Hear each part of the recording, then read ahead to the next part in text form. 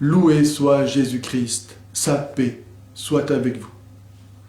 La sourate 5 contient une contradiction qui ouvre à la connaissance occultée des origines véritables de l'islam. Nous lisons en effet au verset 51.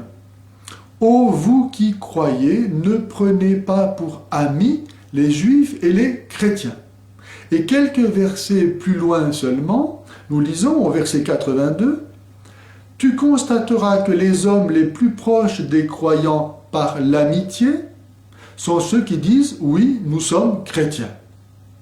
Comment, et en quelques versets seulement, les chrétiens peuvent-ils être dits amis et ennemis? Soit le mot chrétien ne désigne pas le même groupe de personnes dans chaque cas, soit les chrétiens se sont trouvés dans des situations différentes par rapport aux musulmans. Le mot traduit ici par chrétien est Natsara, dont la prononciation évoque bien sûr Nazaréen. Les chrétiens ont été appelés effectivement au début de leur existence Nazaréens parce qu'ils étaient les disciples de Jésus de Nazareth. Puis ils ont été appelés chrétiens. Mais ce nom de Nazaréen a continué à désigner un groupe sectaire non trinitaire retiré en Syrie après la destruction de Jérusalem par le général Titus de l'armée romaine en 70. Et là, en Syrie, réinterprétant leur foi, ils vont élaborer une idéologie du salut qui n'est plus spirituelle, puisqu'il n'est pas question de réforme intérieure, de conversion, mais qui est politique et messianiste. Jésus-Christ n'est pas le Fils de Dieu, pour eux, il est simplement le Messie chargé d'établir sur terre le royaume de Dieu. Ayant échoué en raison de l'opposition des Juifs, il n'est pas mort, mais il a été emporté au ciel, d'où il reviendra, lorsque la Terre Sainte aura été débarrassée par les vrais croyants de tous les étrangers et que le temple aura été reconstruit. Pour que le salut du monde arrive, il suffit donc, c'est simple, de reprendre Jérusalem et de rebâtir le temple. Le salut judéo-nazaréen est l'archétype de tous les messianismes temporels qui vont suivre, attendant la manifestation glorieuse du grand soir, pour lequel le sacrifice de quelques millions de personnes n'est pas grand-chose. Qu'est-ce que cela à côté du salut du monde? La fin justifie les moyens. On voit la nature démoniaque de ces perversions de la foi chrétienne en ce qu'elles sont capables de transformer des gens paisibles et pacifiques en assassins. Bref, les judéo-nazaréens eurent l'idée d'intéresser à leur projet les Arabes, qui constituaient la réserve militaire d'appoint de l'Empire byzantin comme de l'Empire perse. Ils firent chanter à leurs oreilles qu'ils étaient les descendants d'Abraham par Ismaël et qu'à eux étaient destinées des promesses de domination universelle que l'on trouve dans l'un de leurs livres, le 4e livre d'Esdras. Et le Coran garde mémoire de cet accord des Arabes avec les Nazaréens pour rebâtir le temple.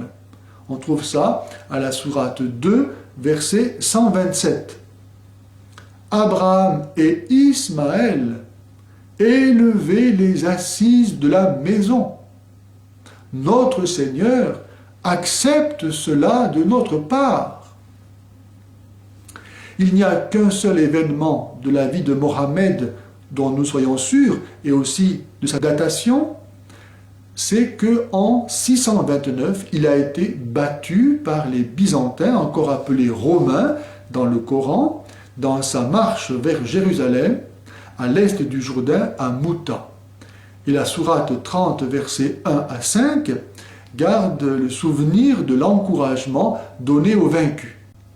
Jérusalem n'ayant pu être prise, c'est la fuite au désert de Yatrib, où, selon le paradigme de l'exode biblique dans la conquête de la terre promise, il est question de se préparer à conquérir la terre d'Israël. Cela va être le commencement de l'ère nouvelle, désormais comptée à partir de l'an 1 de l'Hégire, qui veut dire fuite.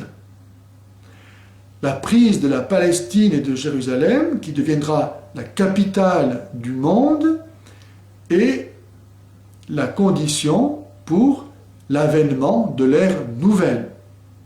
Le Coran garde mémoire de cette période à la sourate 5, verset 21.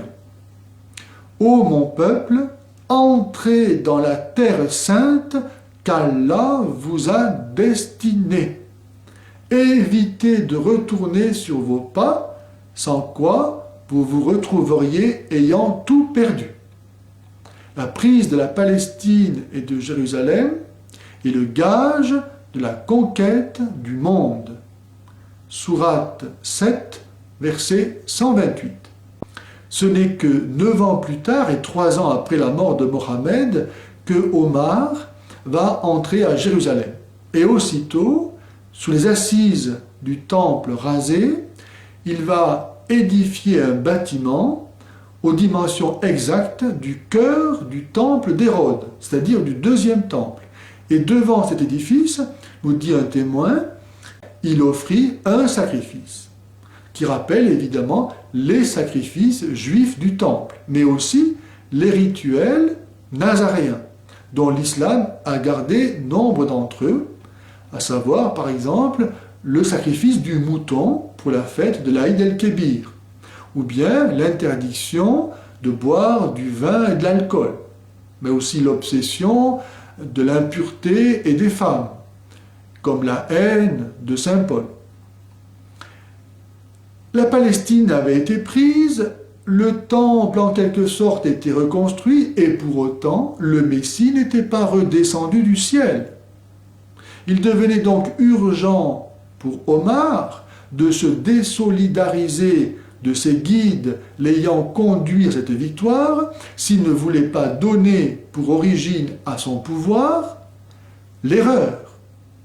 Les amis de hier devinrent donc des ennemis, et une révélation s'imposa pour légitimer l'autorité des nouveaux maîtres du Proche-Orient, comme aussi légitimer leur expansion territoriale présente et future. Il fut opposé au livre des Juifs et des chrétiens un autre livre composé à partir des textes épars des Nazaréens. Mais leur choix et leur organisation n'allaient pas de soi.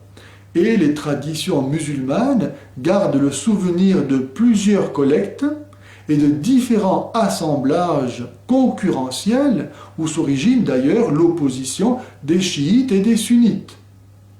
Ce texte a été maintes et maintes fois retravaillé, d'abord dans ses consonnes, puis dans sa voyellisation et enfin dans son interprétation, pour arriver au texte totalement incohérent et obscur que nous avons aujourd'hui. Si les gens savaient qu'ils vont en enfer, ils changeraient de vie.